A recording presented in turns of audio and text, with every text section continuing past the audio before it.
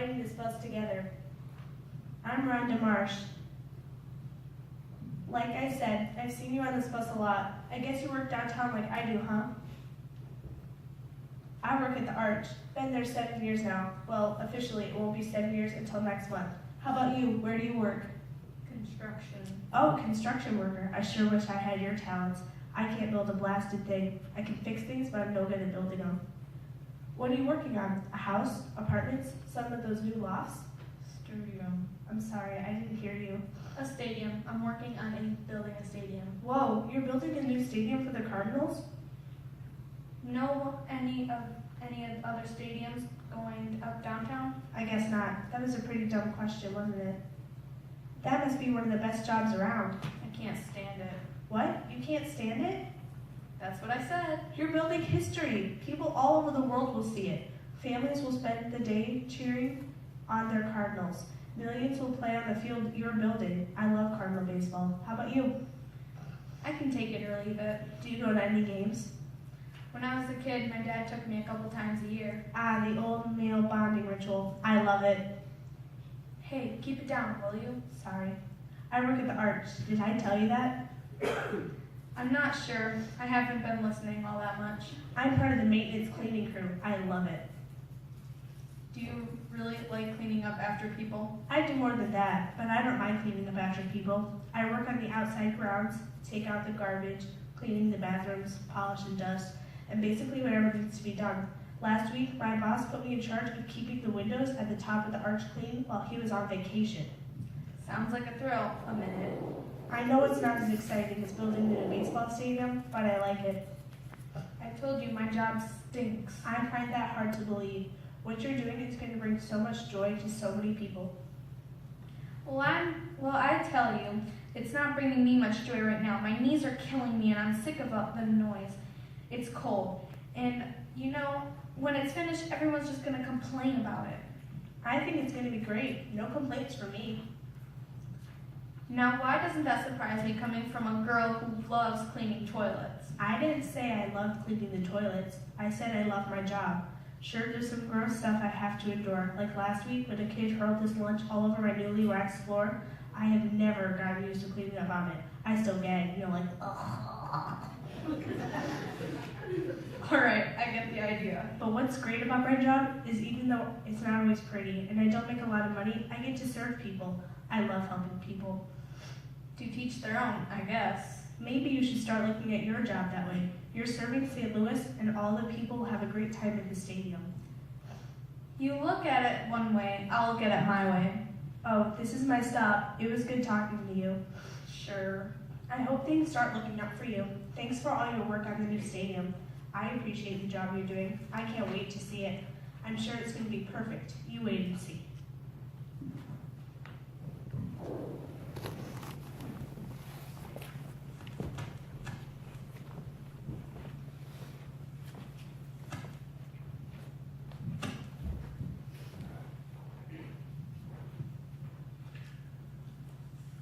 Meaning, belonging, a purpose. These are the things we need to feel a sense of being important to someone, to anyone. We see the effects of lives without a sense of meaning or purpose every day. We see it in the news. We see it on the streets. We see it on various websites. We read about it in the papers. People who have no sense of purpose, no sense of meaning. People who walk through life not really knowing what they're here for. People who wake up, go about their day, and then just go back to bed. And that about sums up their entire life. Perhaps you feel like you're there sometimes. Perhaps you feel like you're there now. If I died tonight, would anyone even notice or care? If I didn't show up at school tomorrow, or if I didn't show up at work tomorrow, would it make a difference? Do I matter at all? That's what one of the people in our skit tonight, Michaela's character, was struggling with, a sense of purpose, wanting a life with meaning, but not having it. Or perhaps, as our other character, Alana, was trying to say, maybe just not seeing it. Let's take a look at our gospel reading tonight for a moment. In our reading from our gospel, Pilate couldn't see who Jesus was. He could not see past the immediate circumstances surrounding Jesus. He couldn't see past what was right in front of him. All he could see what was right in front of him. An angry Jewish ruling council.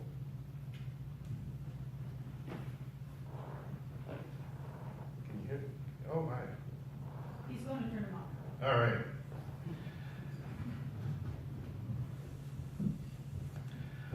All Pilate could see was an angry Jewish ruling council who had handed Jesus over to him with their own prejudices. All Pilate could see was an angry mob shouting for the release of Barabbas. All Pilate could see was a situation that was this close to breaking out into a full-scale riot. And what we know from history is that Pilate's assignment in that region was sort of his last chance. We know from history that if Pilate could not have kept the peace in that region, he was going to be put out on his ear. That's why when we read in the gospel records the threat, if you release this man, you're no friend of Caesar, rang so loudly in Pilate's ears. That's why it got his attention. It was not an empty saying. Friend of Caesar was an official title. It was an official group. And you wanted to be in that group. Pilate was already kind of wavering. He had already been in trouble with Caesar. He was already on the line. To be in that group meant security, safety, belonging, meaning, a purpose. To be outside of that group meant that you were on your own. You were ousted from any sense of security, any sense of belonging. The best that you could hope for was just to have some sort of existence, get through the days, and hope for a quiet, peaceful death at the end of your life. That's what it meant to not be a friend of Caesar's, to be kicked out of that club. Pilate was a very important man. But at that moment when Jesus stood before him, and when the Jewish ruling council brought him to Pilate, I'm willing to bet he probably felt very trapped, because it was a trap for him. And he probably felt very unimportant. Darned if I do, and darned if I don't. I'm stuck. Anyone here tonight ever feel like that?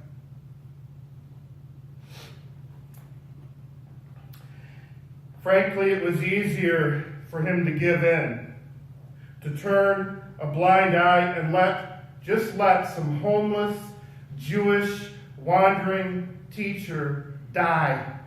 Let him be murdered. Then try to stop what was going on around him, because what was going on around him was going to result in an explosion very quickly.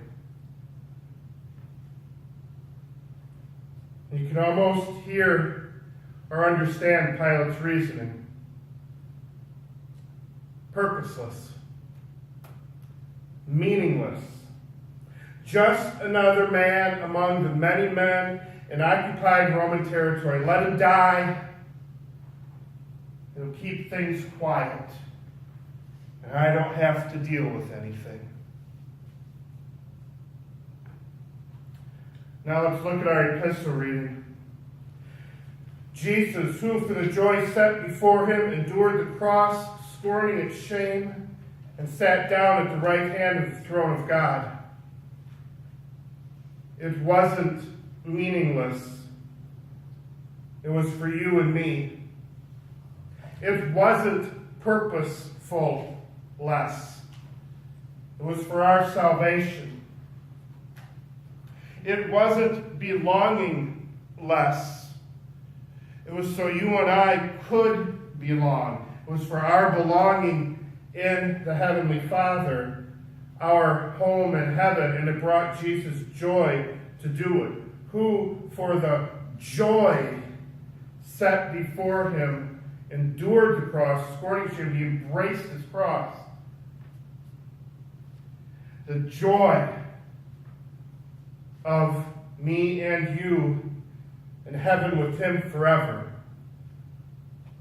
The joy of you. So what about our lives in times when we feel unimportant, left out, like we don't belong? What about those times when we wonder if we really make a difference? Does it matter? Do I matter? If I die, will anyone care? If I don't show up, will anyone notice? Does my life even matter? And the answer is a resounding yes. It matters so much. You matter so much that God the Father let his own Son be murdered for you. You matter so much that God the Father let his own Son experience hell for you. Separation from God himself. But you don't matter because of the things you do.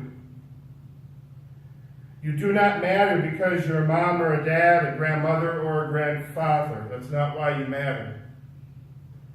You don't matter because you're a good worker, a good student, a regular churchgoer, or frankly any other reason. That's not why you matter. You matter because God made you. And God doesn't make mistakes. Psalm 139 reminds us of something. It reminds us that we are fearfully and wonderfully made. That means we have the hand of God himself moving in our creation. And those specific circumstances in our lives may not always be what we want them to be, and we may wonder if there's meaning and if there's hope, and I understand that we all experience that. But since when do our circumstances define us? Well, since when do we let that define us? The difference between these two in our skit tonight was that one was looking externally for happiness, and the other had a sense of who she was, and dare I say, whose she was. Her eyes were not on herself, but on the picture that's framed for us by the cross. I love serving people, she said. It's a reflection of what Jesus did for us. He laid his life down. He served us. And as a result, I serve others. And I love doing this. One character was lost. The other was found. One character was angry at the world and her life circumstances. The other had joy because of whose she was. Joy and happiness, they're not the same thing. They're just not. And while one character would have said, yes, they are the same thing, the other one understood that even on the bad days, even when the job is hard and disgusting, there can be joy. Because this ain't it. And that's the same kind of joy, a reflection of the joy that Jesus had for you and me when he went to the cross. There's something better that awaits. That's the joy that we have available to us as we continue, not only on our journey to the cross this Lenten season, but frankly on our journey through life. And it's the joy I pray that you have and the joy that stays with us as we continue our conversations on the way to the cross this Lent. Amen.